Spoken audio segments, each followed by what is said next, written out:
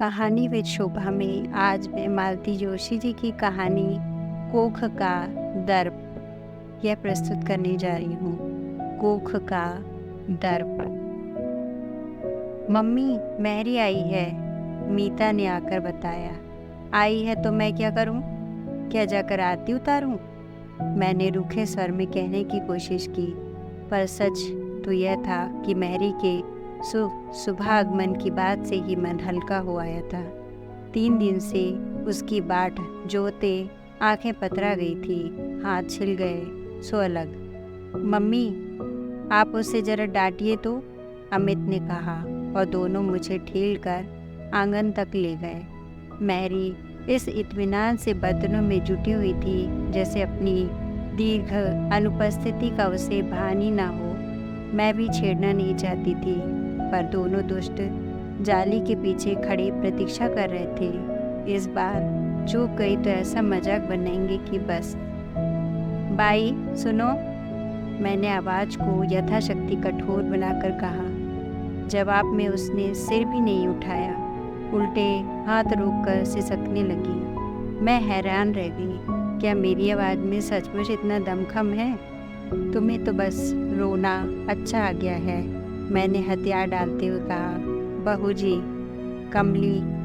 कमली, क्या हुआ कमली को? मैंने घबराकर पूछा। 5 साल की गुलगोथनी बच्ची मेरी आंखों के सामने घूम गई।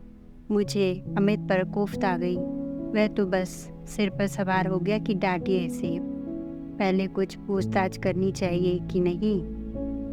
भाई बताओ तो क्या हुआ? उसकी सिसकियों का तार जरा थमा तो मैंने कहा। बहू जी, उसका कल कागद हो गया। कागद? मतलब राजकुमारी ने कल गोद ले लिया।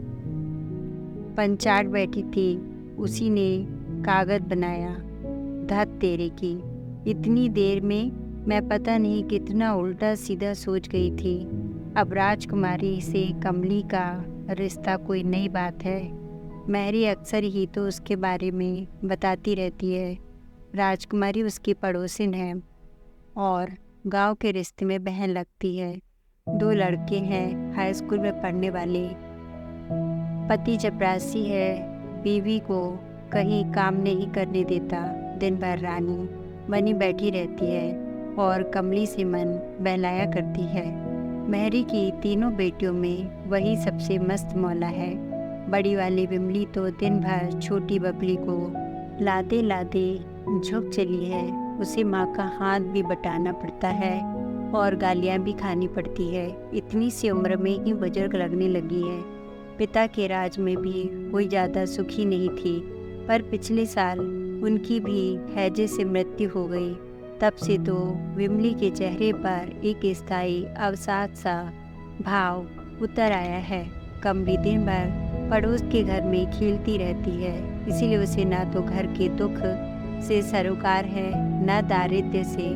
हरदम हंसती खिलखती रहती है। गंगाबाई, तुम्हें तो खुश होना चाहिए, मैंने सांत्वना के स्वर में कहा। कम से कम एक की चिंता तो दूर हुई। वहाँ वह ढंग से खाएगी पिएगी, अच्छे स्कूल में पढ़ेगी, अच्छे घर में जाएगी और फिर कहीं दूर भी नहीं है। दिन भर तुम्हारी आंखों के सामने रहेगी। वैसे भी तो उन्हीं के यहाँ बनी रहती थी। पर तब कागज तो नहीं बना था बहू जी, उसने कहा और फिर सिसकने लगी। उसका तर्क बेजोड़ था। दिन भर खेलना और बात है और कागज बन जाना और बात। दुख में उसने कल से चूल्हा भी नहीं जलाया था। राजकुमारी ने पंगत दी, वहाँ नाम को मुँह उठाकर चली आई थी। मैंने फिर उसे कड़क मीठी चाय बनाकर पिलाई, बच्चों के लिए कुछ नमकीन और बिस्कुट दिए। तब कहीं जाकर उसका आवेग थोड़ा कम हुआ। उसके जाते ही बच्चों ने मुझे आड़े हाथों लिया। सच मम्मी, आपको घुमाना तो मैरी खूब जानती है। रोज एक से एक बहाना गढ़ लाएगी। थोड़े से टसुए बहा दिए कि बहू जी फ्लैट। क्या गजब की एक्टिंग मारी है, वाह। नहीं रे, वह एक्टिंग नहीं थी। कैसे बताती कि यह रुलाई मैंने पहली बार नहीं देखी है। बचपन में माँ को कितनी बार इस तरह बिखरते देखा है। पहले तो वे सबके सामने ही बिखर जाती थीं। एक दो बार बाबूजी ने कुछ कड़ी बातें कह दी थी, तब से छुप छुप कर रोया करती। दिन भर उदास बनी रही मैं। 4 बजे मीता बिना कहे मेरे लिए चाय बना कर ले आई। फिर पास बैठकर प्यार से पूछने लगी, मम्मी सुनील की याद आ रही है? ना, सुनील मामा को क्या हुआ? कॉमिक पढ़ता हुआ अमित एकदम कुर्सी से उछला। कुछ नहीं हुआ, आप अपनी किताब में ध्यान लगाइए। छोटी बहन के झड़के जाने पर अमित ने बुरा सा मुंह बनाकर मेरी ओर देखा, पर मेरी ओर से कोई प्रतिक्रिया न पाकर फिर से अपनी किताब में डूब गया। किताब सचमुच मज़ेदार रही होगी तो लड़ाई का इतना अच्छा अवसर वह छोड़ता नहीं। मुझे हंसी आ गई। दोनों मेरे ही बच्चे हैं, पर दोनों की संवेदनशीलता में कितना अंतर है। लड़के तो बस ऐसे ही होते हैं। माँ का मन पड़ना तो लड़कियों को आता है। बिना कुछ कहे ही नन्ही मीता कितनी दूर तक सोच गई, और ये महाशय सुनकर भी कुछ न समझ सके। बचपन की याद है। माँ के उन उदास क्षणों को हम ही दोनों बहनें तो झेलती थी, साए की तरह साथ लग जाती थी। उतने कुछ क्षणों के लिए हम माँ की अंतरंग सखियाँ बन जाती थी। किसी को पता भी नहीं चलता, और हम जान जाती कि आज माँ रोई है, आज उन्हें किशु की याद आई है। और याद आने का कोई एक बहाना था। कोई गीत सुनकर, कभी किसी बच्चे को देखकर, कभी किसी त्योहार पर तो कभी किसी तारीख पर। तब बुआ पर इतना गुस्सा आता। छलिया बुआ, मायाविनी बुआ, जो हमारे देखते देखते नन्हे किशु को झपट कर ले गई थी। यही शीला बुआ पहले इतनी अच्छी लगती थी। जब भी आती घर गुलजार उठता। कितना लाड़ करती थी हम सबको। ढेर सारे खिलौने और मिठाइयाँ लेकर आती थी, कपड़े बनवा कर देती, पिक्चर दिखाने ले जाती। हमारे अभावग्रस्त जीवन में वे दिन त्योहार के समान होते जब बुआ यहाँ होती थी। फिर एक बार कानों में भनक पड़ी कि बुआ हम में से किसी को गोद लेना चाहती हैं। इस खबर ने हम सबको कुछ दिनों के लिए कल्पना लोक में पहुंचा दिया। बुआ का शानदार बंगला, चमचमाती कार, नौकरों की पलटन, गहने, कपड़ों का ढेर, स्वर्ग का सुख और किसे कहते हैं। मन ही मन हम सभी अपने को बुआ का प्रिय पात्र समझते थे और उनके अधिक निकट होने को उत्सुक थे। पर माँ उन दिनों एकदम उग्र उठी थी। हम पांचों पर अपने आंचल का साया फैलाकर विद्रोह पर उतर आई थी। कोई आलू बैगन नहीं है कि मांगने पर उठाकर दे दूंगी। मेरे कलेजे के टुकड़े हैं ये। बाबूजी डांटते हैं, पागल हो गई हो। ममता में ऐसी अंधी हो रही हो कि बच्चों का कल्याण भी तुमसे नहीं देखा जाता। तुम नहीं दोगी तो क्या उनका काम रुका रहेगा? तुम्हारा देवर तो उधार खाए बैठा है। शीला की भी नंदे हैं, देवर जेठ हैं, कोई भी अपना बच्चा दे देगा। सभी तुम्हारी तरह बेवकूफ़ थोड़े ही हैं। वह तो शीला को अपने बच्चों से मोह है, इसीलिए तुम्हें तो बल्कि खुश होना चाहिए। मोह में पड़कर अवसर खो दोगी तो कल को यही बच्चे तुम्हें कोसेंगे। दिन रात बाबूजी का भाषण सुनते ही सुनते माँ का विरोध भोथरा पड़ता गया, और एक दिन उन्होंने हाँ कर ही दी। बाबूजी तो ऐसे खुश हुए थे उस दिन जैसे लौटी निकली हो। माँ की स्वीकृति मिलने भर की देर थी, बाकी सारे काम फटाफट हो गए। बुआ ने अधिक दिनों तक किसी को पशुपेश में नहीं रखा और घोषणा कर दी कि वे किशोर को गोद लेना चाहेंगी। 8 साल का किशोर हम सब में सुंदर, गोरा चिट्टा, पढ़ाई में भी अच्छा ही था, बुआ से हिला भी था, या शायद बुआ ने जानबूझकर उसे सबसे ज़्यादा प्यार दिया था। कितना कठिन होता है कलेजे के टुकड़े को दूसरे को सौंपना। बेटी की विदा भी इतनी करुण नहीं होती। आज भी वह प्रसंग याद आता है तो मन कांप उठता है। लड़कियां तो होती ही है पराई अमानत। उनके जन्म के साथ ही यह बात मन में बैठ जाती है। पर लड़का भी नाम गोत्र बदल कर पराए घर जाने लगे तो माँ का दुख सीमातीत हो जाता है। दत्तक विधान इतनी धूमधाम से संपन्न हुआ जैसे कोई शादी हो। किशोर शर्मा एकदम सुनील त्रिपाठी हो गया। बेटे की माँ बन जाने की खुशी में बुआ ने सबको दावत दी। पैरावनी के उन लोगों के जाते ही घर ऐसा सूना हो गया जैसे बेटी विदा हो गई हो। रात मैंने इनसे कहा, पता है, महरी की लड़की पड़ोसी की गोद में चली गई है। बेचारी इतना रो रही थी। इसमें रोने की क्या बात है? कोई छीन कर तो ले नहीं गए होंगे वे। इसकी सहमति से ही तो हुआ होगा सब। तब भी दुख तो होता ही है ना। अरे छोड़ो भी, वह तो गोद ही गई है। बच्चे मर भी जाते हैं तो इन्हें कोई फर्क नहीं पड़ता। थोड़े दिन रोग आ लेते हैं, अगले साल दूसरा आ जाता है। अपनी ओह से सारी बात बड़ी आसानी से समाप्त कर वे सो गए। रात में वैसे भी उनके पास फालतू बातों के लिए वक्त नहीं होता। मोहल्ले की राजनीति, अड़ोस पड़ोस की निंदा, स्तुति से भी वे दूर भागते हैं। फिर नौकर चाकरों की तो बात ही नहीं उठती। लेकिन मैं देर रात तक जागती रही। बच्चों की संख्या क्या सचमुच दुख को कम कर देती है? फिर माँ क्यों इतना परेशान रही? क्यों दिन रात आंसू बहाती रही? बाबूजी कहते, चलो अब ठीक रहा, 2 लड़के 2 लड़कियाँ, हिसाब बराबर। पर माँ का मन कभी इस हिसाब को स्वीकार नहीं कर पाया।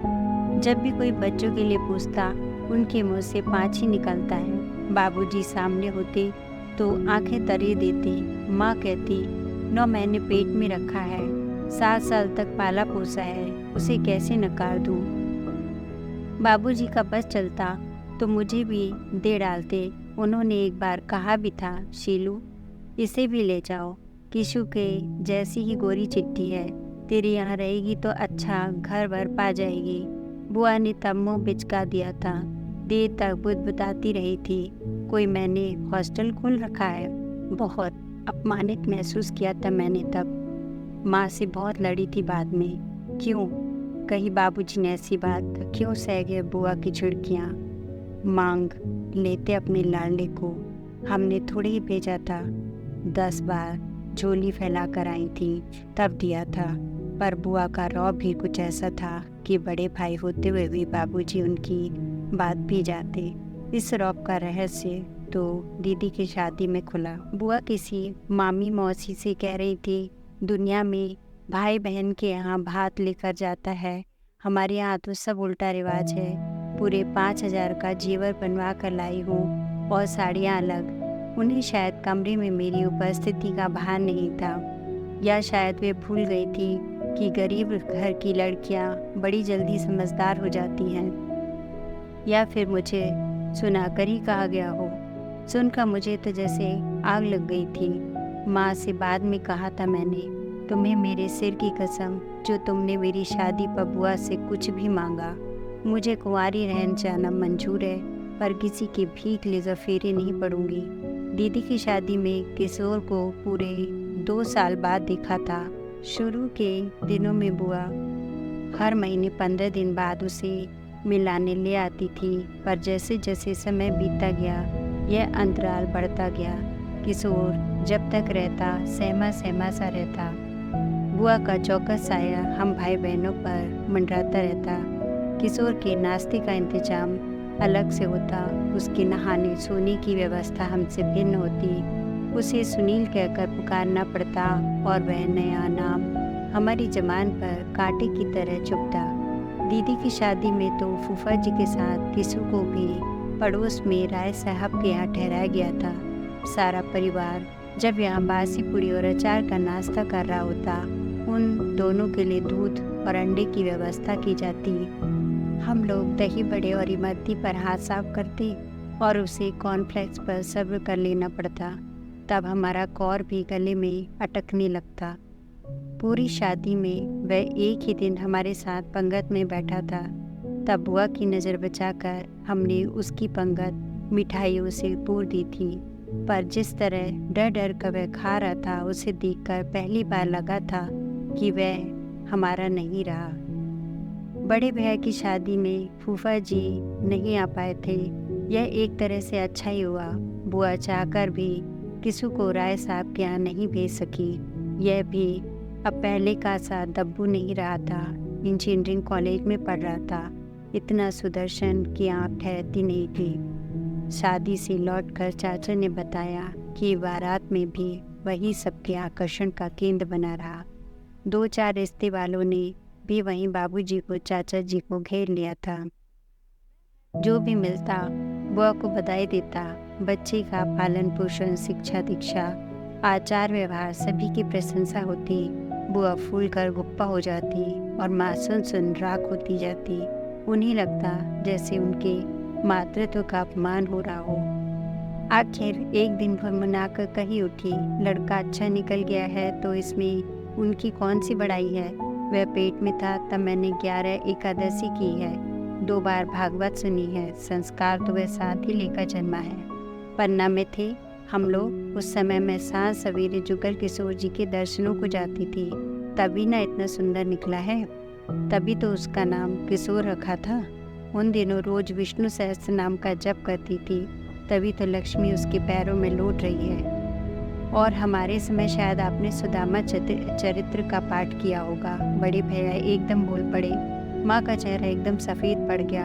अपनी जन्मजात दारिद्र्य के प्रति बड़े भैया का यह आक्रोश उन्हें शूल सा चुभ गया।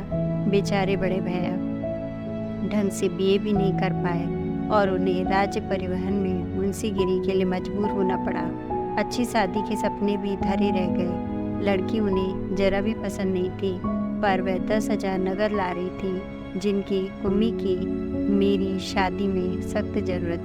बुआ दिन भर अपना बड़प्पन गाया करती, मारे ये लड़की वाले चैन नहीं लेने देते। रोज की डाक से फोटो और कुंडलियाँ चली आ रही हैं। घर पर तो मेला सा लगा रहता है। हाथ जोड़कर कहते कि भैया लड़की की पढ़ाई तो पूरी हो जाने दीजिए, पर उनकी बस एक ही रट रहती है, आप एक बार लड़की तो देख लीजिए। अब बताओ मैं कितनी लड़कियां देखूं और कितनी की बुराई मोल लूं। बेटे की माँ होने का दर्प उनके हर शब्द से झलक पड़ता। उनका यह दर्प माँ को बिच्छू का सा दर्द दे जाता। वह बर्दाश्त से बाहर हो जाता तो अकेले में बड़बड़ाती रहती। बड़ी लड़की वाली बनती है, मांगे की चीज पर इतना गरूर है। खुद पैदा कर लेती तो जाने क्या करती। मैं और दीदी समझाती, जब एक बार दे चुकी तो बार बार कहकर अपने को छोटा क्यों करती हो। माँ तड़प उठती, कोई आम अमरूद नहीं दिया है लली, कलेजी का टुकड़ा निकाल कर दिया है। 9 महीने पेट में और 7 साल धरती पर पाला है। कहूँगी क्यों नहीं, 1000 बार कहूँगी। पर उनका यह कहना अपनों तक ही सीमित था। बुआ के सामने कभी हिम्मत नहीं पड़ती। उनके एहसानों के बोझ तले दबी हुई जो थी। दीदी की भैया की शादी में उन्होंने सहारा दिया था कि उतरन पुत्रन से कुमार बना संवरा घूमता था। साल 6 महीने में बाबूजी एकाध स्वेटर पा जाते थे। बुआ के मन से उतरी साड़ियाँ माँ के हमारे काम आ जाती थी। लाख नफरत थी, पर मध्यम वर्गीय शराफत का तगाजा था। सब कुछ सिर झुकाकर स्वीकार करना पड़ता था। बुआ का वर दहस्त न होता तो हम लोगों का अभावग्रस्त जीवन सचमुच चौराहे पर आ जाता। मुझे अपनी शादी के बाद सबसे बढ़कर खुशी इस बात की हुई थी कि अब अपने मन का अपने पैसों से खरीद कर पहन ओढ़ सकूंगी। लेकिन माँ तो इस अभिशाप से कभी मुक्त नहीं हो पाई। बुढ़ापे में भी चैन कहाँ है। केशव भैया नौकरी करने लगे हैं, पर वह भी तो एक नामालूम सी लड़की। फिर उनकी अपनी गृहस्थी है, कुमार की पढ़ाई का खर्च दे रहे हैं। यही क्या कम है, इससे ज़्यादा देंगे भी क्या, कहाँ से देंगे। कभी कभार घर जाती हूँ तो उस जीर्णशील गृहस्थी को देखकर मन तड़प उठता है। 3 बेटों की माँ के लिए असहाय खट रही है। बाबूजी की आंखें जवाब देती जा रही हैं। वे पेंशन पा गए हैं और दिन भर घर में बैठे चिड़चिड़ाते रहते हैं। घर एक तरह से झूल रहा है, लगता है किसी भी दिन बैठ जाएगा। जितनी ललक से जाती हूँ हर बार उतनी ही उदास होकर लौटती हूँ। पिछले अगस्त में मद्रास से दिल्ली जाते हुए किशोर एक दिन के लिए रुका था। बोला इधर से पास हो रहा था, सोचा इस बार एडवांस में राखी मना ली जाए। बहुत दिनों से तुम्हारे हाथ से नहीं बनवाई है। गदगद हुआ मैं तुरंत फुरत बाजार से राखी, मिठाई और उसके बच्चे के लिए सूट और खिलौने मंगवाए। बड़े उल्लास से उसने पटरे पर बैठकर राखी बंधवा ली। फिर मेरे पैर छूकर थाली में 100 का एक नोट रख दिया। हर्ष और विषाद का एक मिला जुला आवेग मन को मथ गया। बेचारे बड़े भैया चाह कर भी कभी 10 से ज़्यादा नहीं दे पाते, पर लेते समय मन में बराबर संकोच बना रहता है। इन 10 रुपयों से शायद उनकी 3 दिन की सब्जी आ जाती। मैंने नोट उठाकर उसकी जेब में डालते हुए कहा, किसू, अब मुझे इन रुपयों से कोई मोह नहीं रहा। बदले में मेरी एक बात रखोगे? कहो। माँ बाबूजी को कुछ दिनों के लिए अपने पास बुला लो, थोड़ा बदलाव हो जाएगा। बाबूजी का ठीक से चेकअप होना ज़रूरी है। हो सके तो आँख का ऑपरेशन भी करवा देना। वह थोड़ी देर चुप रहा, फिर बोला, पैसे कहो तो भेज सकता हूँ, पर अभी उन्हें बुलाना तो डैडी का हार्निया का ऑपरेशन होने को है। मेरे टूर की वजह से रुका रहा, फिर शायद पूरी सर्दियाँ वे मेरे पास ही रहेंगे। यूपी की ठंड अब उनसे बर्दाश्त नहीं होती। उनके रहते बाबूजी को लाना तो बहुत कठिन है। तुम्हें तो मालूम है, बाबूजी से उनकी पटरी नहीं बैठती। पटरी न बैठने का क्या सवाल है? बाबूजी तुम्हारे घर आएंगे, उनके यहाँ नहीं। क्या उनकी मर्जी ही सब कुछ है? आखिर माँ बाबूजी का भी तो कुछ हक बनता है। जन्मदाता है वे तुम्हारे, क्या सिर्फ जन्म देने से कोई हकदार हो जाता है? उसने तड़प कर पूछा। उस दिन यह बात क्यों याद नहीं आई जब मुझे एक घर से उखाड़ कर दूसरे के आंगन में फेंक दिया था? अपने घर में मेरा रहने का हक भी जिन लोगों ने छीन लिया था, आज उन्हें अपने हक की बात करने का कोई अधिकार नहीं है। दीदी, बाबूजी की जिद के सामने सब हार गए थे। किशु, तू नहीं जानता माँ कितना कितना रोती थी। माँ रो तो सकती थी दीदी, मेरे लिए तो उसकी भी मनाही थी। फिर माँ के साथ तुम लोग थे, मेरे साथ कौन था? एक अजनबी माहौल में निपट अकेला पड़ गया था मैं, और माहौल भी ऐसा जहाँ हर कोई उपहास करने के लिए, लोचना के लिए तत्पर बैठा हो। मम्मी की जिद ही मुझे उस घर में ले गई थी, पर वहाँ हर कोई मेरा दुश्मन था। सोते जागते उठते बैठते मुझे चौकन्ना रहना पड़ता था, कहीं कुछ ऐसा ना कर बैठूं कि मम्मी को मेरे लिए लज्जित होना पड़े। ऐसा ना हो कि किसी बात के लिए मेरी दरिद्री अतीत को फप्तियाँ सुननी पड़े। एक संशय पिशाच, एक आशंका का भूत हरदम मेरी पीठ पर सवार रहता। पढ़ते समय भी वह पीछा नहीं छोड़ता, परीक्षा देते समय भी यही भय मन में समाया रहता। अगर मैं फर्स्ट नहीं आया तो तेरे कल्याण के लिए ही किया था रे सब। बाबूजी शायद उतनी सुविधा नहीं जुटा पाते। हो गया ना कल्याण, अब उस स्तर पर जीना भी पड़ता है। क्या क्यों दीदी, एक 7-8 साल के बच्चे के लिए बंगला, मोटर, नौकर चाकर कोई अर्थ नहीं रखते। उसे माँ की आश्वस्त गोद चाहिए, पिता का प्यार भरा स्पर्श चाहिए, भाई बहनों का निष्कपट स्नेह चाहिए, अपने घर की सुरक्षित 4 दीवारी चाहिए। इनके बिना तो बचपन बीतता है, वह कितनी यातना देता है तुम क्या जानो। सुनकर स्तब्ध रह गई मैं, मन में केवल उससे ईर्ष्या ही करते रह गए हम लोग। इस पीड़ा को सचमुच हमने नहीं जाना था। हम लोग सिर्फ अपना माँ का दुख बड़ा करके देखते थे, किसी के लिए कभी सोचा ही नहीं। एक अपराध बोध मेरी संपूर्ण चेतना पर छा गया। जाते समय उसने वे रुपए मेरे आंचल में बांध दिए और बोला, चिंता मत करना दीदी, जैसे ही सुविधा होगी मैं माँ बाबूजी को लेवा ले जाऊंगा। तुम भी कभी छुट्टियों में बच्चों को लेकर मद्रास आओ ना, अच्छा लगेगा।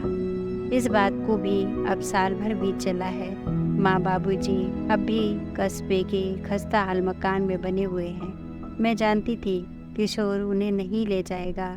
डैडी, फूफा जी का तो बहाना है, दरअसल वह सुवर्णा से डरता है। वह तो बाबूजी के नाम से ही विदकती है। शादी के बाद माँ के बहुत मनहार करने पर बुआ बहू बेटे को लेकर घर गई थी। बहू के कटे बाल, रंगे होठ, बड़े हुए नाखून, खुले ब्लाउज और ऊंचे जूतों को देखकर बाबूजी दिन भर नाक भौं से गोड़ते रहते। उनके सिर न ढकने पर उन्हें कोफ्त होती। वह उनके सामने बैठकर पेपर पढ़ने लगती तो उनका पारा 7वें आसमान पर चढ़ जाता। जिस दिन उन्होंने उसे पति को नाम से पुकारते हुए सुना था, उस दिन तो हद ही हो गई।